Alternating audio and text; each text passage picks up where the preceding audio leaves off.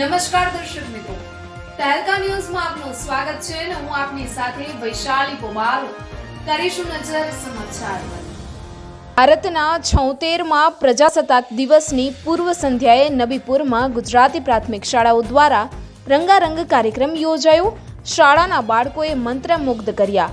નબીપુર ગ્રામ પંચાયતના ડે સરપંચ સહિતના સભ્યો હાજર રહ્યા।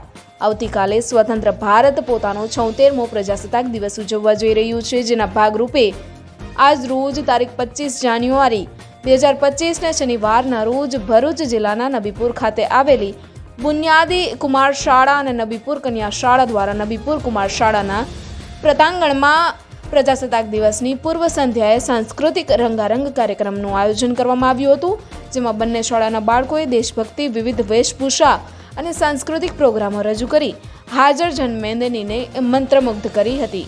કાર્યક્રમની શરૂઆતમાં બંને શાળાના આચાર્યો દ્વારા પ્રજાસત્તાક દિવસ વિશે પોતાના વિચારો સાથે સંબોધન કરવામાં આવ્યું હતું। આ કાર્યક્રમમાં નબીપુર ગ્રામ પંચાયતના ડે સરપંચ અને સભ્યો ઉપસ્થિત રહ્યા હતા, જેમનું સ્વાગત બંને શાળા પરિવાર દ્વારા કરાયું હતું।